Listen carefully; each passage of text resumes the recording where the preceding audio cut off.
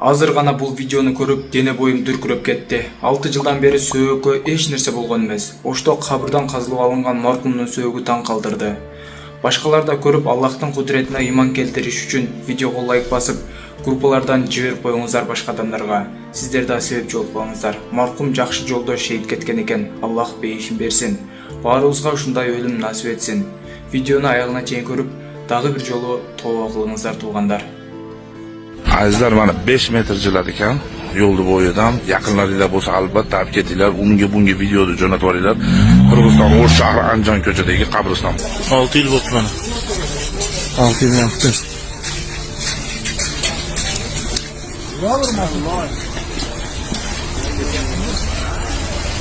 Qabrlar ko'chirilyapti.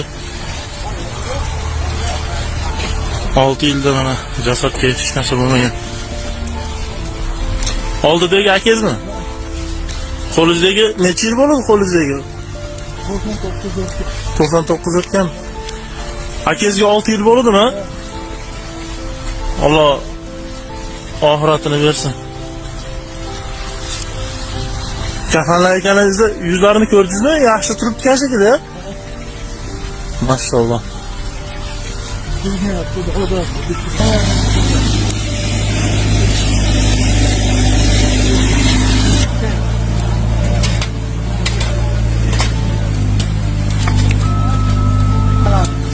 Azizlar, albatta mana shu videoni unga bunga jo'natib yuboringlar.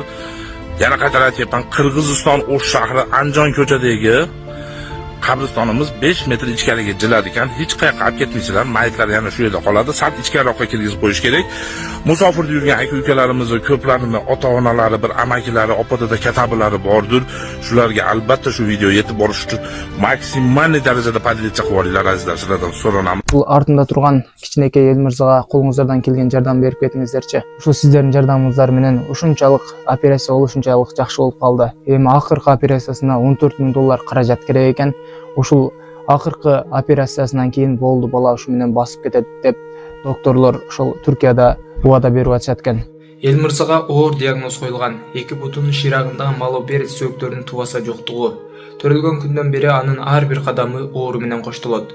Ар бир кыймылга чоң кыйынчылык жаратат. Азыр Элмырзага шашылыш түрдө экинчи операция керек. Операциянын баасы 14 000 доллар. Бул операциянын оорубай жашоого болгон мүмкүнчүлүгү, бул анын келечекке болгон үмүтү. Анын атасы казы болуп калган. Бул оор сыноодо апасы жалгыз калды. Ар күнү уулунун кыйналганын көрүп эне жүрөгү сыздайт.